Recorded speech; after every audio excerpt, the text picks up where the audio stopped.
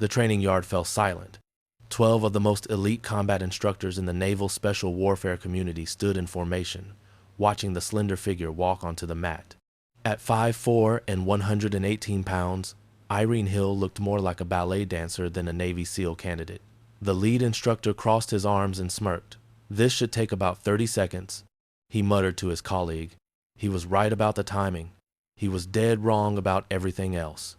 What happened in the next 45 seconds would become legend, whispered in training compounds from Coronado to Little Creek, a reminder that the most dangerous opponents are the ones you underestimate. Before we continue, let us know where you're watching from. If you're enjoying this, don't miss out. Subscribe now for more. The morning sun beat down on Naval Special Warfare Training Center, 3 casting sharp shadows across the obstacle course that had broken stronger candidates than Irene Hill. She stood at the edge of the training compound, her uniform already dark with sweat from the 5-mile run she completed before dawn. Around her, the base hummed with its familiar rhythm, instructors barking orders, trainees grunting through exercises, the distant percussion of live-fire drills echoing from the range. Irene had been at the center for 11 months, and every single day had been a battle not just against the brutal training regimen, but against the quiet certainty in everyone's eyes that she didn't belong here. At 23 years old, she'd left her small town in rural Ireland with a singular goal: to become the first woman from her country to earn the Navy SEAL trident. Her father, a former paratrooper, had laughed when she told him. Her brothers had patted her head like she was still a child. Even her mother, usually her fiercest supporter, had suggested perhaps she'd be happier in naval intelligence or medical corps. But Irene hadn't crossed an ocean and endured months of hell to be steered toward something easier, something more appropriate for someone her size.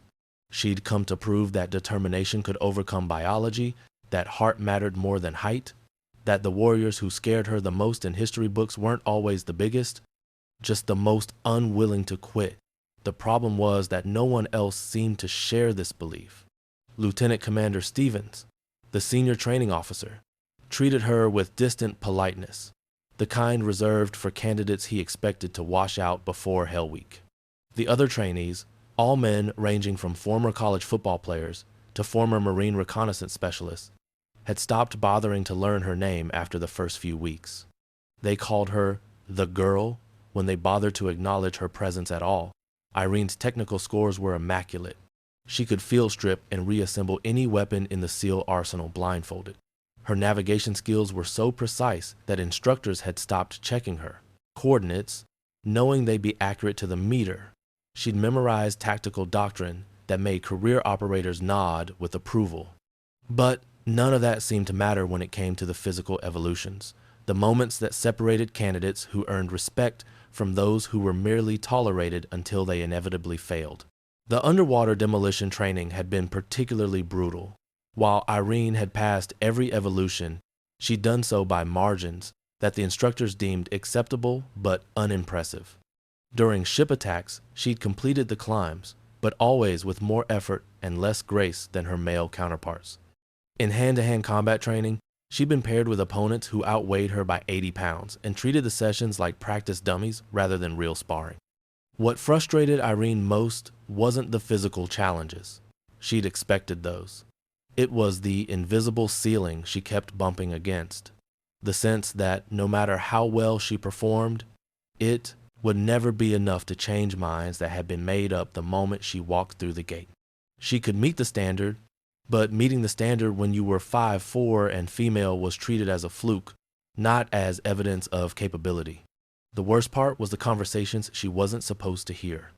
Late one evening, returning from additional conditioning training she'd assigned herself, Irene had passed the instructor's building and heard her name mentioned.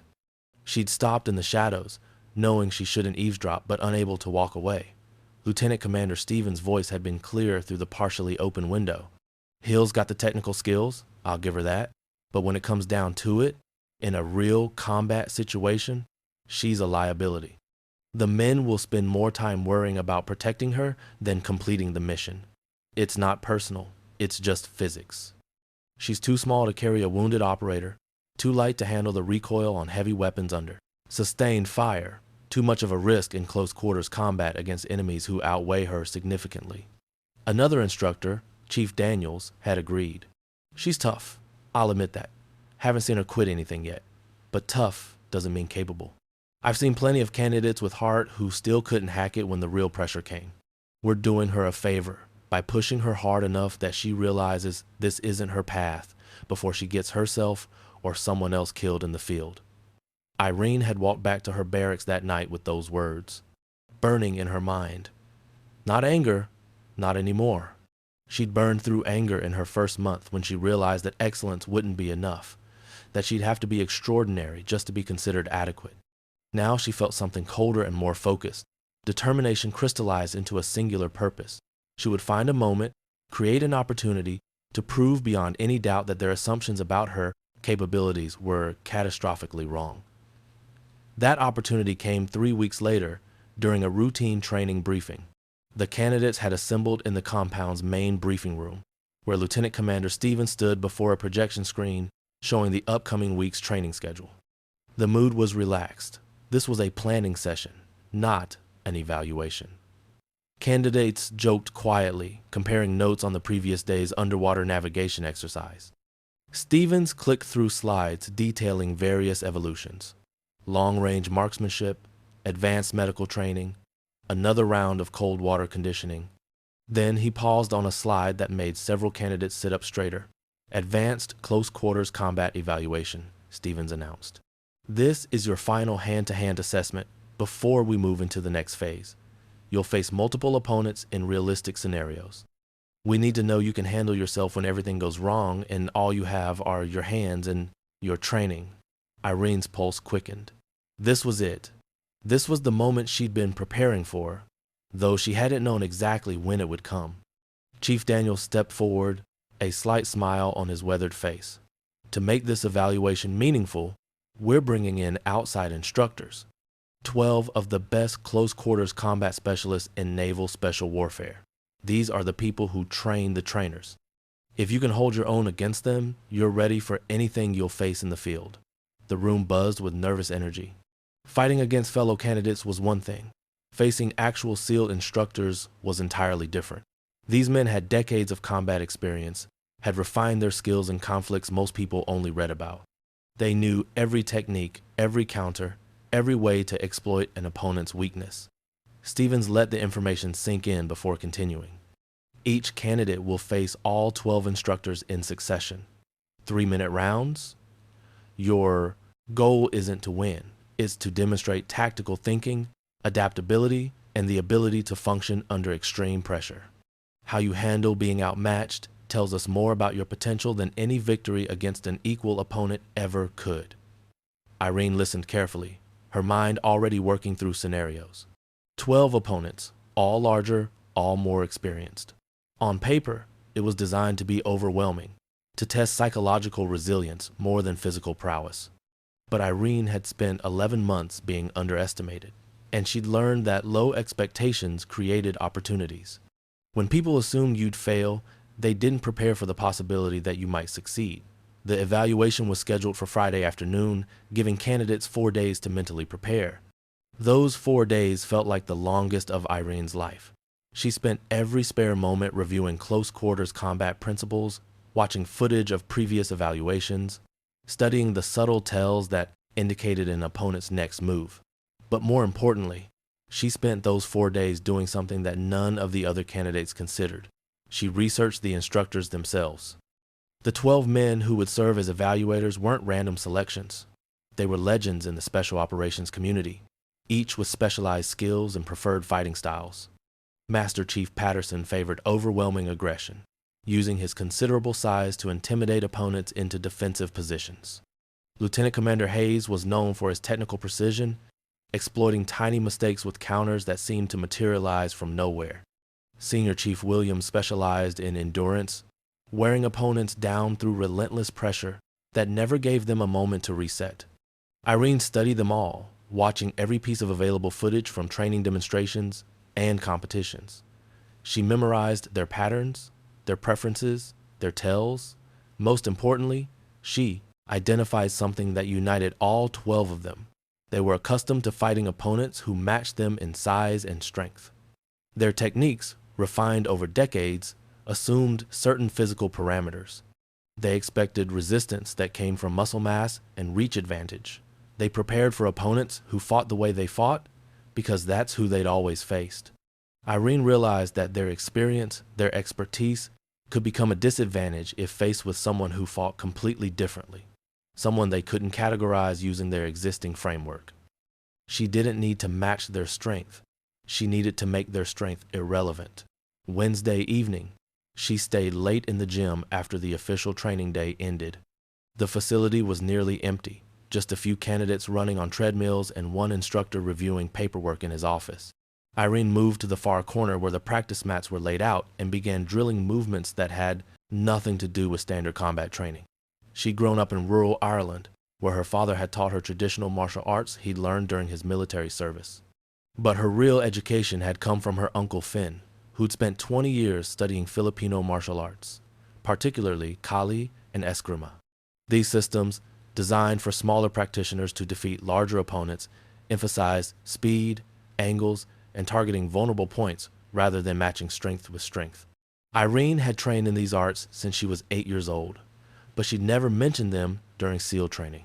They weren't part of the official curriculum, and she'd learned that anything that made her seem different, more foreign, was used as another reason she didn't fit the mold.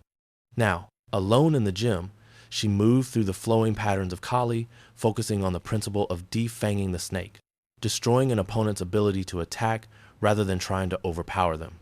She practiced entries that slipped past guards designed to stop straight-line assaults.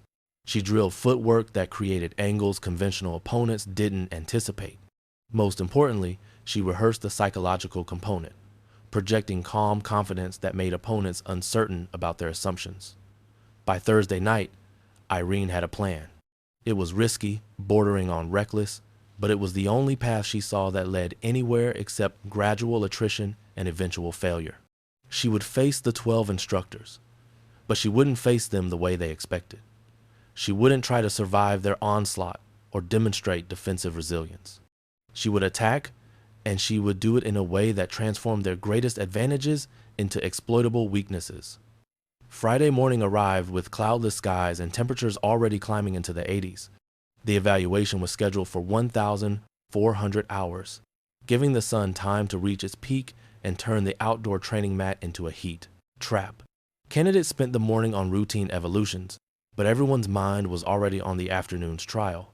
During lunch, Irene sat alone, as had become her habit.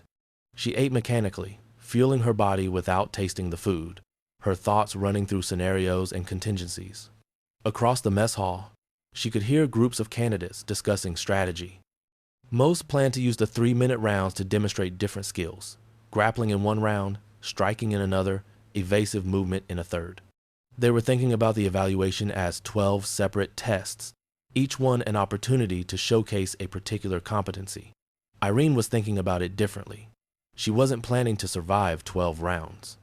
She was planning to end the evaluation in one. At 13:30 hours, the candidates assembled at the outdoor training area. A large mat had been set up in the center of the compound, surrounded by bleachers where off-duty personnel and junior instructors had gathered to watch. This kind of evaluation was always popular entertainment. Seeing candidates pushed to their absolute limits never got old for people who'd survived the same crucible. The 12 evaluator instructors stood to one side, a formidable assembly of muscle, experience, and confidence. They ranged in age from early 30s to late 50s, but all maintained the physical conditioning that made them elite operators. They joked among themselves, relaxed and easy, treating this as routine. They'd done hundreds of these evaluations, seen thousands of candidates. Nothing about today would surprise them. Lieutenant Commander Stevens called the candidates to attention and began explaining the procedures. 3-minute rounds, 30-second rest between opponents, medical personnel standing by. The goal was to demonstrate combat effectiveness, not to win.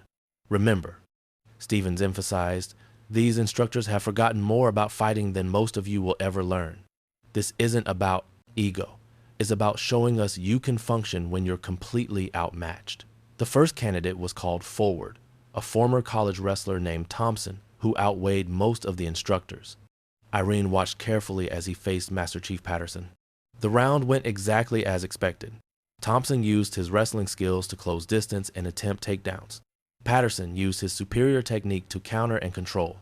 After 3 minutes, both men were breathing hard, and Thompson had demonstrated solid fundamentals, even though he'd been outclassed. The pattern repeated with subsequent candidates. Each one faced the 12 instructors in succession. Each one showed flashes of skill while being systematically dominated. Some candidates got frustrated and made mistakes. Others retreated into pure defense and were overwhelmed. A few managed moments of success that drew approving nods from the evaluators. But all of them, without exception, were clearly outmatched. After 90 minutes, it was Irene's turn. She walked onto the mat, and the atmosphere shifted. The casual conversations among spectators died down. The evaluator instructors exchanged glances, their expressions mixing curiosity with barely concealed skepticism. Irene could feel the weight of every doubt, every dismissive comment, every assumption that she was here on borrowed time. She centered herself, breathed deeply, and let it all fade away. This moment was what she'd been building toward for 11 months. Everything that came before was prologue. Stevens called her to the center of the mat. "Hill, you'll begin with Master Chief Patterson. Standard rules apply. Are you ready?" Irene looked at Patterson, who stood a full foot taller than her and outweighed her by at least 100 pounds. His expression was professionally neutral, but she could see the calculation in his eyes. He'd already decided how this would go, had probably planned to take it easy on her, to let her demonstrate some skills without completely embarrassing her. "I'm ready, sir," Irene said quietly, "but I'd like to request a modification to the standard format." Stevens frowned. "What kind of modification?" Irene looked at each of the 12 instructors in turn, then back at Stevens.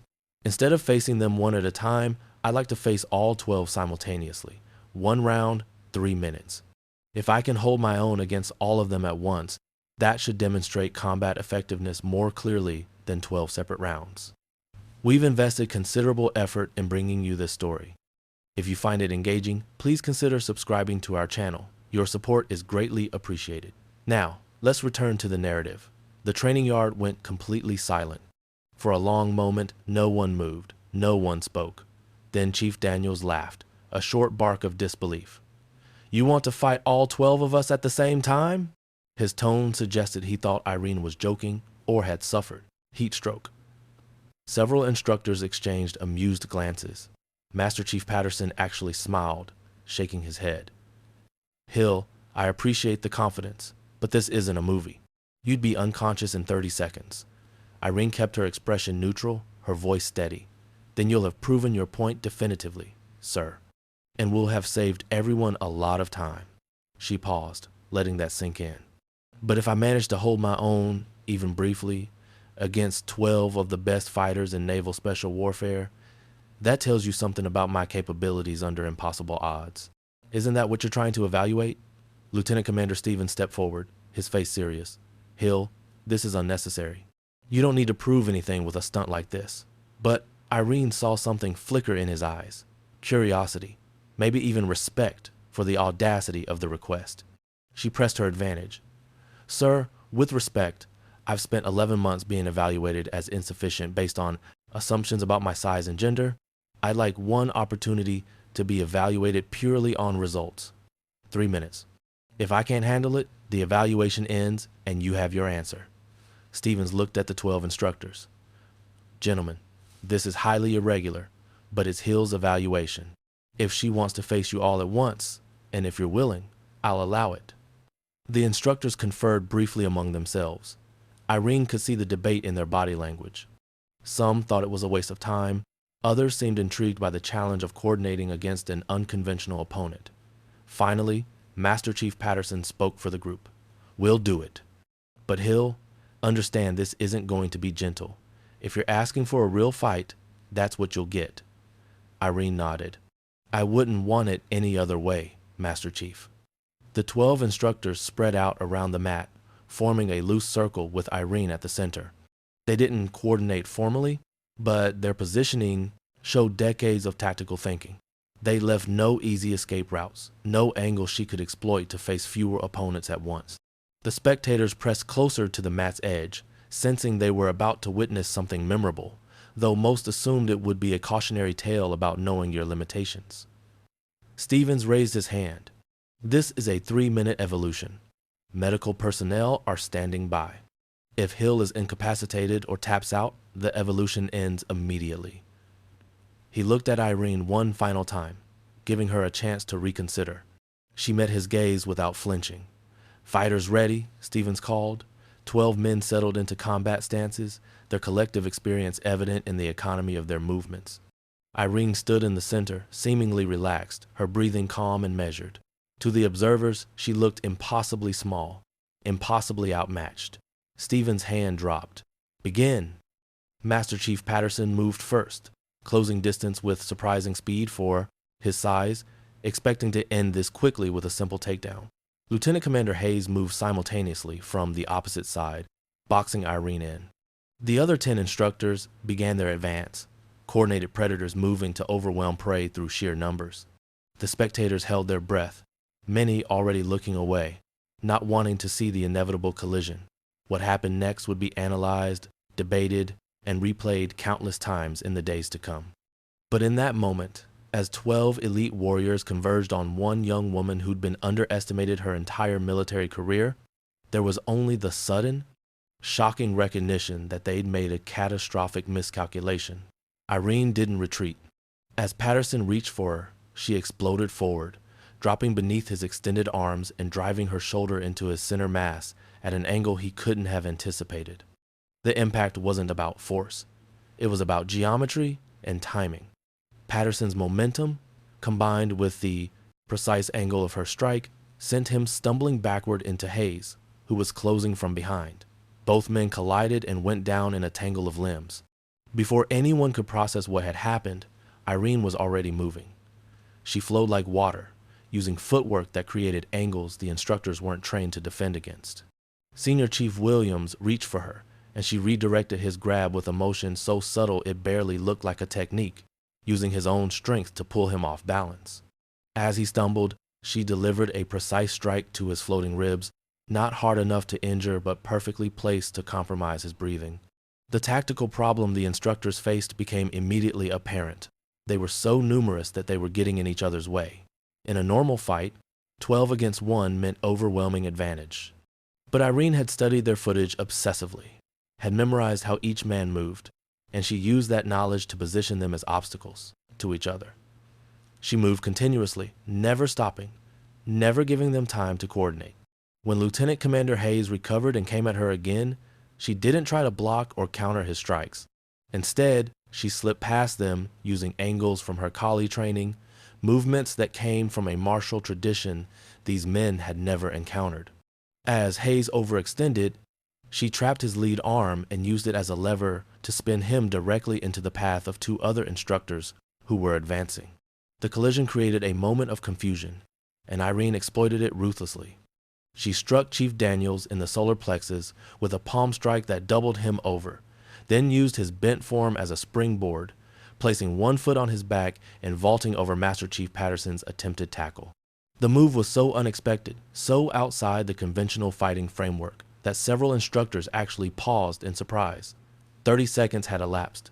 Patterson was back on his feet, but breathing hard, frustrated. Hayes was nursing his trapped arm. Williams was still recovering from the rib strike. 3 of the 12 were already compromised, and the others were beginning to realize they weren't fighting a conventional opponent. The instructors adapted, as elite operators always do. They spread out wider, giving each other more space, trying to use their numerical advantage more effectively. But spreading out meant Irene could focus on them 1 or 2 at a time, and her speed advantage became even more pronounced. When 2 instructors tried to grab her simultaneously from opposite sides, she dropped into a crouch so sudden they grabbed nothing but air, then swept the legs of the nearest one while driving her elbow into the knee of the other. Both went down, and before they could recover, Irene was 10 feet away, having used their falling bodies as shields against the next wave of attacks. Lieutenant Commander Stevens watched from the sideline, his expression shifting from concern to amazement. This wasn't survival. This wasn't just holding her own. Irene was systematically dismantling 12 of the most dangerous men in the naval special warfare community, and she was doing it with a combination of precision, creativity, and absolute tactical clarity. 45 seconds had elapsed when Master Chief Patterson, frustrated and embarrassed, abandoned technique and simply charged. It was exactly what Irene had been waiting for. As he came at her, she sidestepped at the last possible instant, using his momentum against him. Patterson crashed into 3 other instructors, creating a domino effect that put 4 men on the ground simultaneously. In the chaos, Irene moved to the edge of the mat where Chief Daniels was trying to recover his breath. She placed one hand lightly on his shoulder, a touch that in combat would have been a finishing strike, but now served as something else entirely, a statement. "You good, Chief?" she asked quietly, loud, enough only for him to hear. Daniels looked up at her, saw no mockery in her eyes, only genuine concern. He nodded, still winded but uninjured. "I'm good, Hill." Irene turned back to face the remaining instructors, who were now regrouping with expressions that had transformed from confident dismissal to grudging respect mixed with determination. They'd underestimated her once. They wouldn't make that mistake again. But the 45 seconds that had elapsed had fundamentally changed the dynamic. The instructors had come into this expecting to teach a lesson. Now they were the ones learning. Lieutenant Commander Hayes called for a momentary pause, and the instructors quickly conferred. Irene used the break to control her breathing, to assess her status. She was tired but nowhere near exhausted. More importantly, she'd accomplished her primary objective. She'd shattered their assumptions so completely that they could never be reconstructed. When the instructors resumed, their approach was different. More cautious, more technical, treating her as a legitimate threat rather than an undersized candidate who needed to be humbled. Master Chief Patterson came at her again, but this time with proper technique, respecting her ability. Irene met him with equal respect, engaging in a brief exchange that demonstrated her fundamentals were sound. She didn't try to dominate him. She showed she could function against elite competition, could read attacks and respond appropriately. Senior Chief Williams approached from her blind side, using the tactical awareness that had kept him alive through 3 combat deployments. But Irene had spent 11 months studying these men, and she'd memorized Williams' preferred angles of attack. She sensed, rather than saw his approach, pivoted to face him, and engaged in another brief exchange that left both fighters breathing hard, but neither compromised. 1 minute had elapsed. The initial chaos had given way to something more structured, more technical. The instructors were working together more effectively now, using their training to coordinate attacks that left fewer openings. But Irene had made her point. She wasn't trying to defeat 12 men, she was proving she could function against impossible odds. When 2 instructors came at her simultaneously with properly coordinated strikes, she showed her defensive capabilities, redirecting attacks and creating space rather than trying to counter. When she found herself briefly trapped between 4 opponents, she demonstrated the calm under pressure that separates adequate operators from exceptional ones. She didn't panic, didn't make desperate moves. She assessed, adapted, and found the angle that let her escape the trap. Lieutenant Commander Stevens watched the timer. 90 seconds, 2 minutes. The evolution had long since ceased to be about whether Irene could survive. Now it was about watching a masterclass in tactical thinking, and using intelligence to overcome physical disadvantages. At 2 minutes and 15 seconds, something remarkable happened. Master Chief Patterson, breathing heavily from his continuous attempts to pin down the elusive opponent, actually laughed. Not mockery, but genuine appreciation for skill. "Okay, Hill," he called out between breaths. "You've made your point. This is impressive as hell." The other instructors, hearing Patterson's acknowledgement, began to ease up slightly. Not giving up, but recognizing that the evaluation had transformed into something different. They were no longer trying to overwhelm a candidate. They were sparring with a peer who happened to be fighting impossible odds. Chief Daniels, recovered from the earlier rib strike, came at Irene with a grappling technique that would have put most opponents on the ground. But Irene had trained specifically against larger grapplers, had learned techniques designed for smaller practitioners to escape holds that shouldn't be escapable. She slipped free, with an economy of motion that made it look effortless, though everyone watching knew the technique and timing required. Lieutenant Commander Hayes, perhaps the most technical fighter among the 12, engaged Irene in an exchange that looked almost like a dance. Strike, counter, redirect, reset. Neither fighter dominated, but both demonstrated exceptional skill.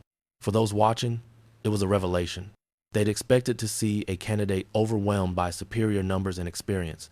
Instead, they were watching tactical brilliance, preparation, meeting opportunity, determination, proving that physical disadvantages could be overcome with intelligence and unconventional thinking. At 2 minutes and 30 seconds, Lieutenant Commander Stevens could have called the evolution. Everyone had seen enough. But he let it run, recognizing that this moment was about more than one candidate's evaluation. It was about challenging assumptions that had limited thinking throughout the special warfare community. The final 30 seconds became less about combat and more about demonstration. The instructors came at Irene not to overwhelm, but to test specific skills. Could she defend against a rear takedown? Yes, with a counter that impressed even the instructor attempting it. Could she function when completely surrounded? Yes, finding angles that shouldn't have existed. Could she maintain composure when exhausted?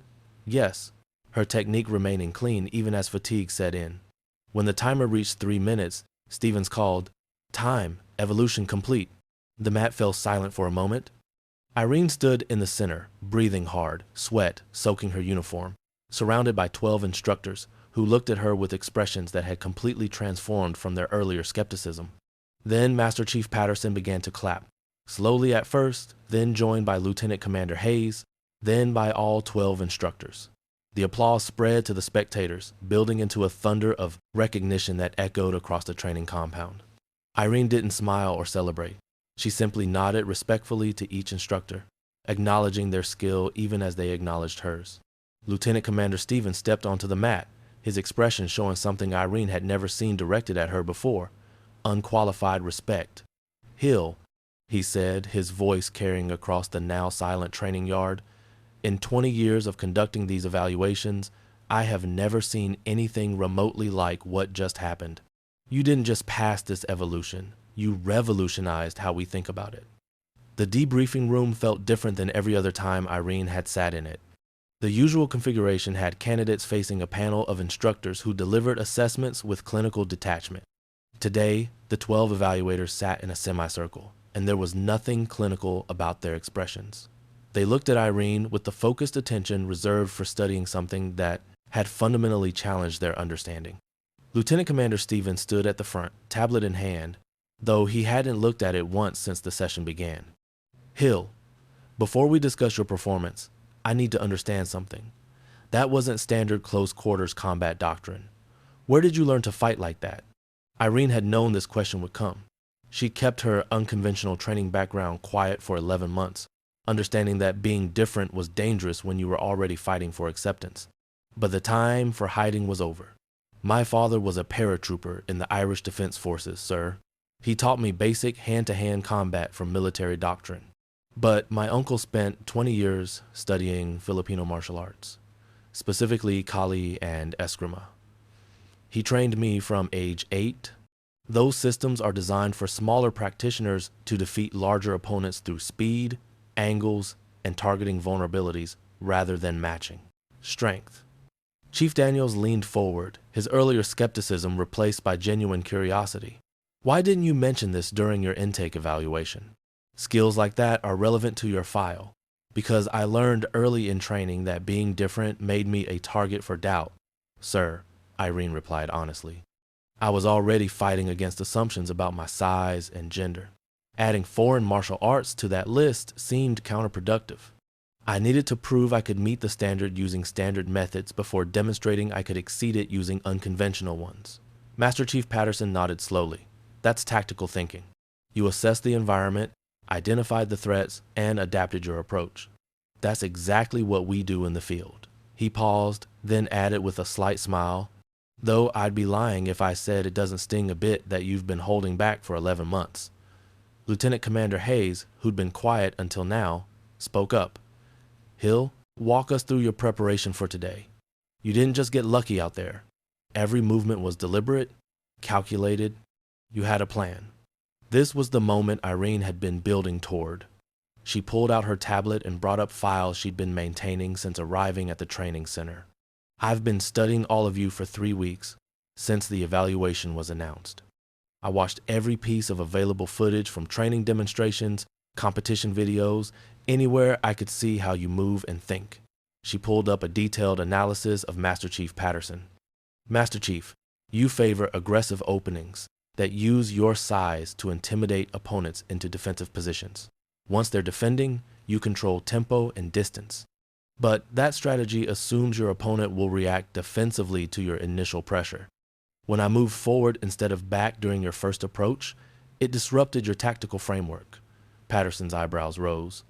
You're saying you studied my fighting style like it was an intelligence briefing? I studied all 12 of you, sir. Lieutenant Commander Hayes, you're the most technical fighter in the group. You wait for opponents to make small mistakes, then exploit them with counters that seem to appear from nowhere.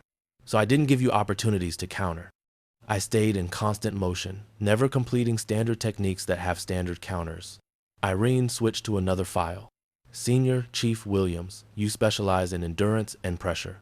You're calculating that most opponents will make mistakes when they're tired.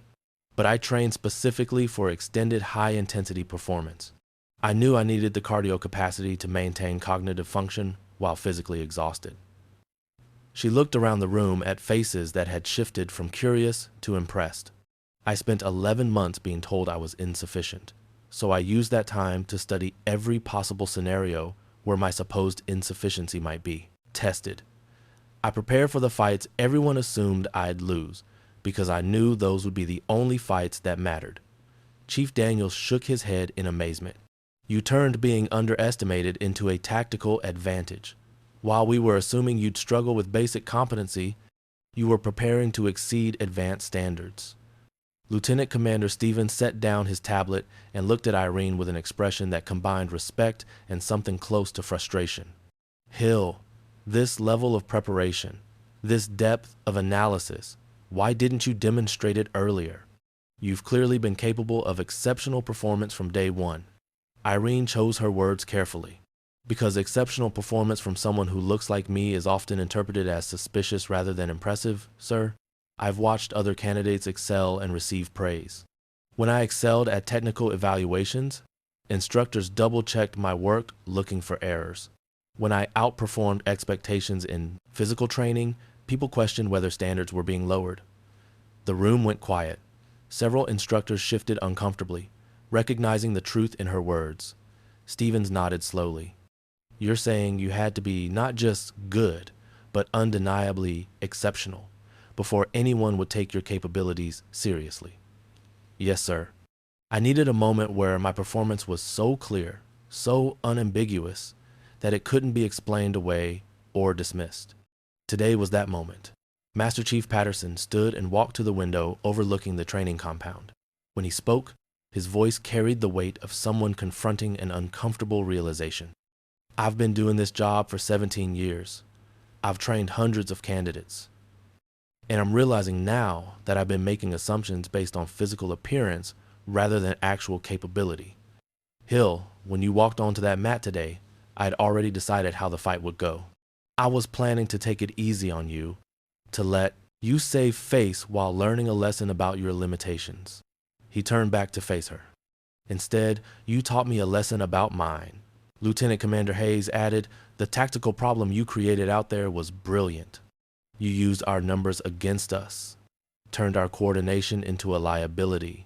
But more than that, you used our expectations against us. We expected conventional techniques, conventional thinking.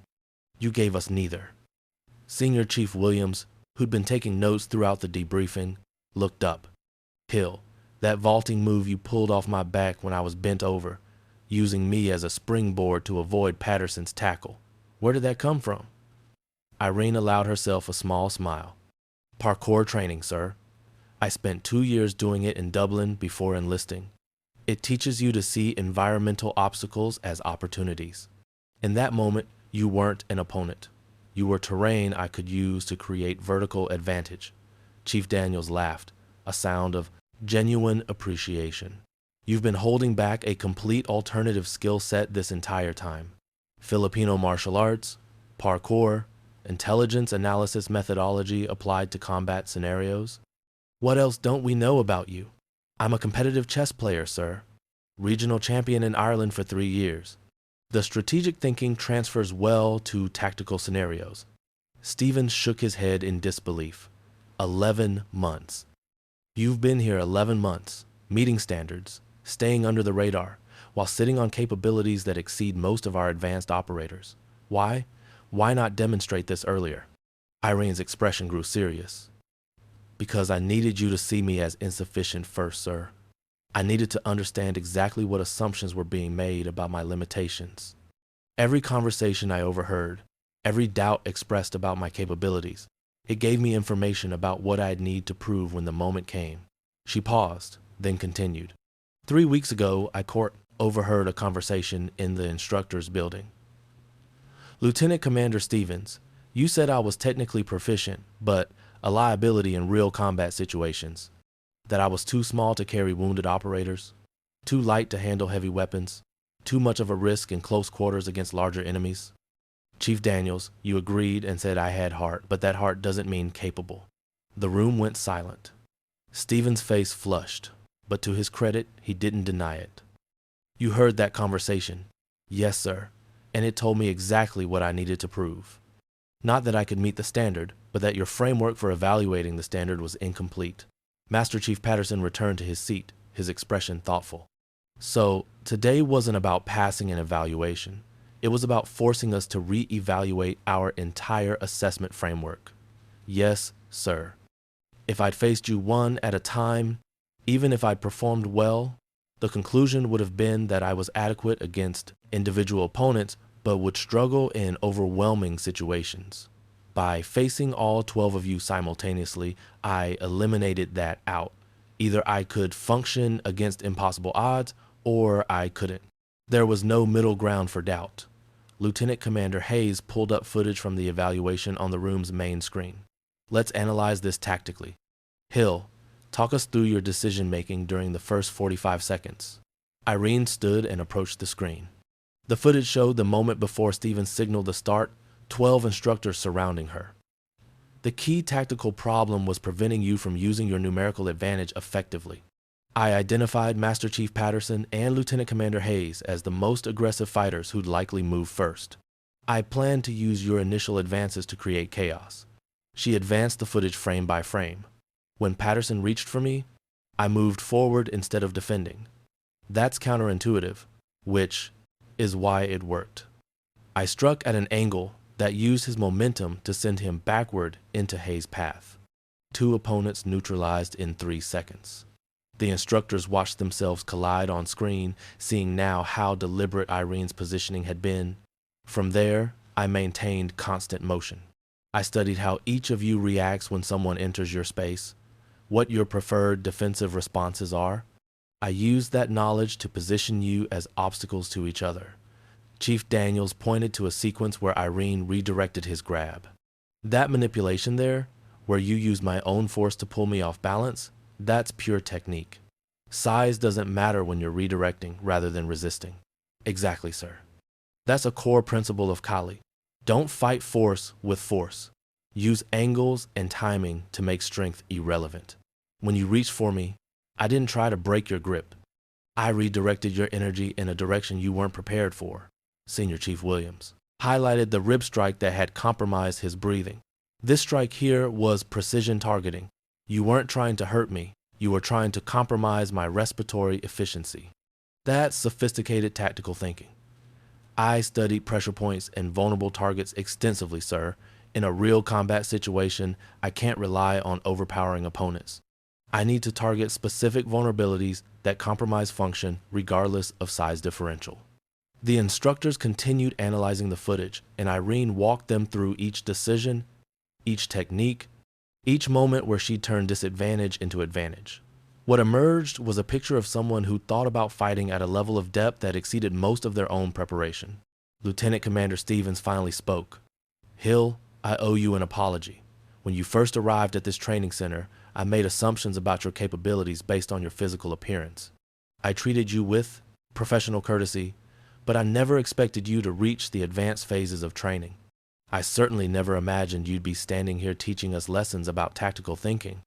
Sir, You don't need to apologize. Your assumptions were based on decades of experience with candidates who fit certain physical parameters. What I'm asking isn't for you to apologize, but to recognize that capability can come in forms you haven't encountered before. Master Chief Patterson stood again. Hill, I'm going to make a recommendation to command. What you demonstrated today isn't just about passing an evaluation. It's a completely different approach to close quarters combat that has applications beyond your individual performance. I want you to develop a training module based on your methods. Other operators, especially those who might face larger opponents, could benefit from learning these principles. Irene felt something shift inside her chest. Not just acceptance, but recognition that her unconventional approach had value beyond proving herself. I'd be honored to do that, Master Chief, Chief Daniels added. But let's be clear about something, Hill. What you did today was exceptional, but it was also risky. In a real combat situation, those 12 instructors were going easy on you compared to enemy combatants who want to kill you. How do you translate today's performance into reliable field capability? It was a fair question, and Irene had prepared for it. Sir, today's evaluation was about demonstrating principles, not claiming I could defeat 12 enemy combatants in actual combat. The lessons are about tactical thinking, about using intelligence and preparation to overcome physical disadvantages. In the field, I won't be fighting 12 opponents alone. I'll be part of a team where my technical skills, my intelligence analysis, and my unconventional combat capabilities add value that complement traditional strengths. Lieutenant Commander Hayes nodded. That's a mature answer. You're not claiming to be invincible. You're claiming to be valuable, which is very different. Stevens checked his watch. We've been at this for 2 hours. Let's take a break and reconvene to discuss Hill's overall training assessment. The instructors filed out, leaving Irene alone in the debriefing room. She walked to the window Patterson had stood at earlier and looked out at the training compound where, just hours ago, she'd faced the defining moment of her military career. She thought about the journey that had brought her here, leaving Ireland over her family's objections, enduring 11 months of being dismissed and underestimated, the lonely nights studying tactics while her fellow candidates slept, the overheard conversations that had hurt but also motivated her. All of it had led to 45 seconds that changed everything. The door opened and Master Chief Patterson returned alone. Hill, can we talk off the record for a minute? Of course, Master Chief. Patterson sat down, his usual commanding presence softened. I have a daughter. She's 16, plays 3 sports, gets straight A's, wants to join the military when she graduates, and I've been telling her to consider logistics or intelligence because I didn't think combat roles were realistic for women in special operations. He paused, clearly struggling with the admission. Watching you today, I realized I've been limiting my own daughter based on the same assumptions you just demolished. I've been teaching her that some paths aren't for her because of her size, when I should have been teaching her what you clearly learned, that limitations are often just unchallenged assumptions. Irene sat down across from him. Master Chief, those assumptions exist for reasons. Physical strength matters in combat. But it's not the only thing that matters. Your daughter can learn what I learned, that preparation, intelligence, and unconventional thinking can overcome many physical disadvantages. Will you talk to her? When this training cycle concludes and you've hopefully earned your trident, would you be willing to share your experience with her? I'd be honored to, Master Chief. Patterson stood, his professional demeanor returning. All right, enough sentiment. Let's get back to business. When the instructors reconvened, Stevens opened a file on his tablet. Hill, we've reviewed your complete training record in light of today's performance. Your technical scores have always been excellent. Your physical performance has consistently met or exceeded standards. And your tactical thinking, as demonstrated today, is exceptional. The instructors are unanimous in our recommendation. He paused, and Irene felt her heart hammering against her ribs. We're advancing you to the final phase of training. You'll proceed to advanced operations, specialized skills, and integration exercises. If you maintain this level of performance, you'll earn your trident. The words Irene had been working toward for 11 months finally arrived, but they felt different than she'd imagined. Not a personal victory, but recognition that the path she'd walked might make the journey easier for others who'd follow. 6 weeks had passed since the 12 versus 1 evaluation that had become legendary throughout the naval special warfare community. Irene sat in the advanced tactics classroom, surrounded by candidates who'd made it through the brutal selection process. The group had shrunk considerably from the original class. Of the 43 who'd started, only 17 remained. Every one of them had earned their place through demonstrated excellence under impossible conditions. But the atmosphere had shifted in ways both subtle and profound. Where Irene had once been ignored or patronized, she now found herself included in tactical discussions, asked for input on mission planning exercises, treated as a peer rather than an outsider who'd somehow slipped through the cracks. The change wasn't universal. Some candidates still harbored doubts about women in special operations roles. But even the skeptics couldn't deny what they'd witnessed or heard about in the training yard that sunny Friday afternoon. The day's instruction focused on unconventional warfare tactics, taught by a guest instructor from another special operations unit. Commander Phillips was legendary in the community, with 3 decades of experience ranging from direct action missions to training foreign military forces. He stood at the front of the classroom, reviewing case studies where unconventional thinking had overcome conventional military advantages. The lesson here, Phillips said, highlighting a historical operation where a small force defeated a numerically superior enemy, is that warfare isn't mathematics. You can't simply calculate firepower and personnel and predict outcomes. The side that thinks differently, that refuses to accept the enemy's framework for engagement, that side often wins despite being outmatched on paper. He paused, then looked directly at Irene. Speaking of refusing to accept established frameworks, I understand we have someone in this class who recently demonstrated that principle rather dramatically. Every head turned toward Irene. She felt heat rise in her cheeks, but kept her expression neutral. Phillips continued, "Hill, I've reviewed footage of your evaluation against 12 instructors. I'd like you to walk the class through your tactical decision-making. Not the specific techniques, but the strategic thinking that led to your approach." Irene stood and moved to the front of the classroom. Public speaking had never intimidated her, but discussing her own actions felt different, more vulnerable. "Sir, the strategic foundation was recognizing that the conventional approach to that evaluation was designed to favor the instructors. If I'd accepted their framework, faced them one at a time, demonstrated competency within expected parameters, the conclusion would have been predetermined, adequate but limited by physical constraints." She pulled up a tactical diagram on the classroom screen. "So I needed to reject their framework entirely.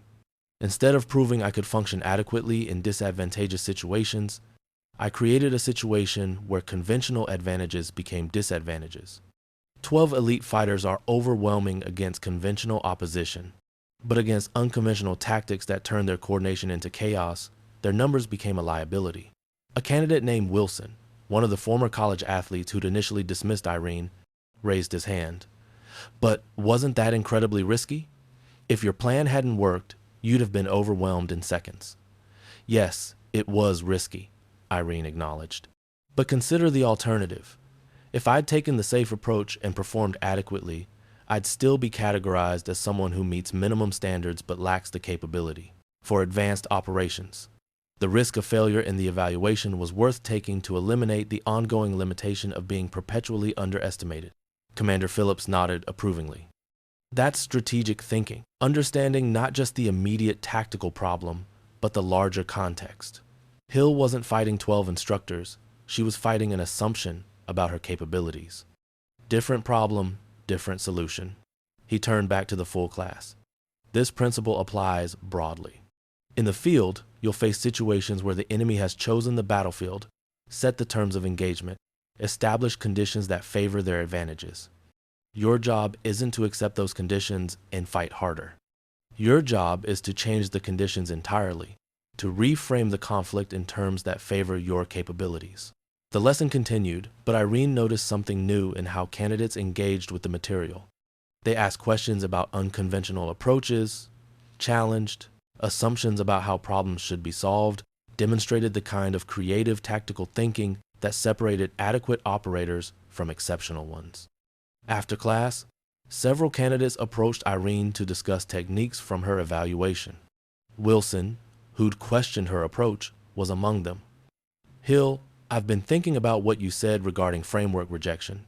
I've been approaching obstacles in training as tests to prove my strength, but maybe I should be looking for ways to make strength irrelevant, like you did. Irene appreciated his willingness to reconsider. It's not about making strength irrelevant universally.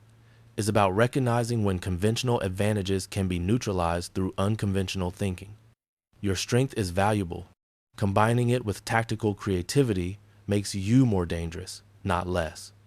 The final evaluation came on a cool morning in late autumn, 8 months after Irene had first arrived at the training center. The graduating class stood in formation, 17 candidates who'd survived everything the program could throw at them. Physical hell, psychological pressure, technical complexity, and the constant awareness that one mistake, one failure, could end their dreams of earning the SEAL Trident. Lieutenant Commander Stevens stood before them, flanked by the 12 instructors who'd become both adversaries and mentors throughout the brutal training cycle. Behind them, the flag snapped in the wind, and the morning sun cast long shadows across the parade ground. Candidates, Stevens began, his voice carrying the weight of recognition earned through shared hardship. You've completed one of the most demanding training programs in the world. You've proven your physical capabilities, your technical proficiency, and your mental resilience. But more than that, you've proven something more difficult to quantify.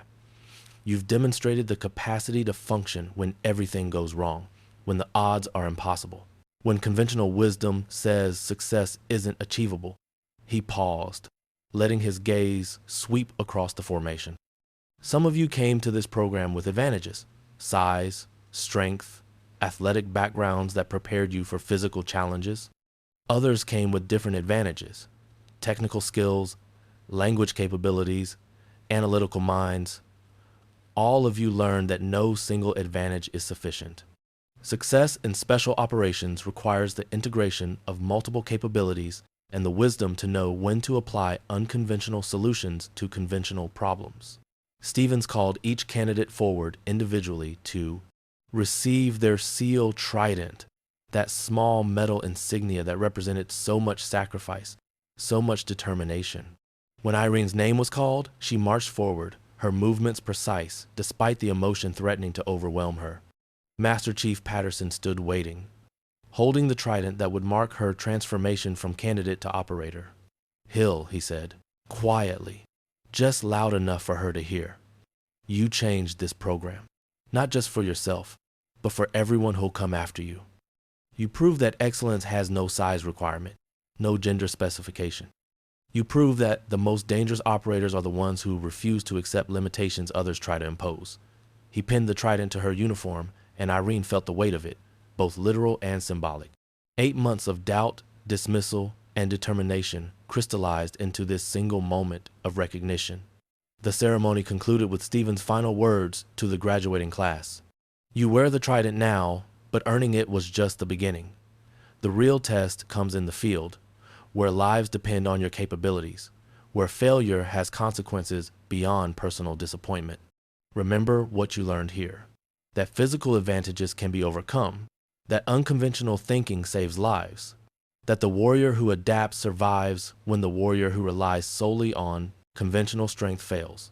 As the formation dismissed, Irene found herself surrounded by the 12 instructors who'd evaluated her that transformative afternoon. Chief Daniel spoke first. Hill, I've been doing this job for 15 years, and I've never been more wrong about a candidate's potential.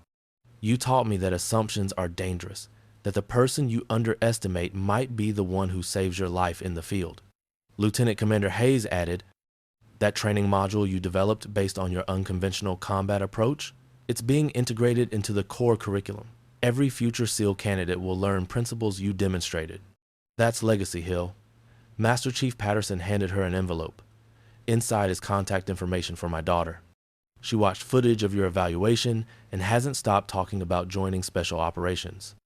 I told her I'd arrange a conversation with someone who'd understand her questions better than I can. Irene took one, the envelope, feeling the responsibility it represented. Her journey had never been just about proving herself. It had been about opening doors, changing conversations, expanding possibilities for others who'd faced similar doubts. As the ceremony crowd dispersed, Irene walked to the edge of the training compound, where she'd stood so many times over the past 8 months, watching the sun rise while others slept, preparing for opportunities she couldn't predict. She thought about the young woman who'd arrived from Ireland with determination and doubt in equal measure, who'd spent 11 months being dismissed before finding the moment that changed everything. That 45-second evaluation hadn't just proven her capabilities. It had challenged an entire community to reconsider their assumptions about what made an effective operator, about whether physical advantages were requirements or simply one factor among many. The trident on her chest caught the sunlight, small, unassuming, but representing standards that remained as demanding as ever. Irene hadn't lowered those standards. She'd expanded the definition of who could meet them. Her radio crackled with a message from base operations. The newly graduated class had their first assignment briefing in 30 minutes. Real missions now, not training evolutions. Lives depending on capabilities tested under fire, not just in controlled evaluations. Irene smiled and headed toward the operations building.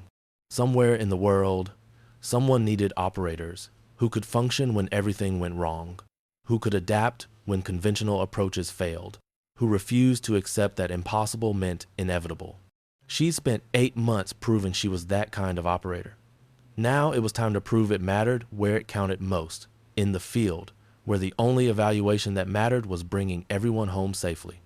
The journey that began with doubt and dismissal had led to this moment of possibility, and Irene Hill, the young woman from rural Ireland who'd been told she was too small, too weak, too much of a liability, was ready to show the world that the most dangerous warriors are the ones you underestimate.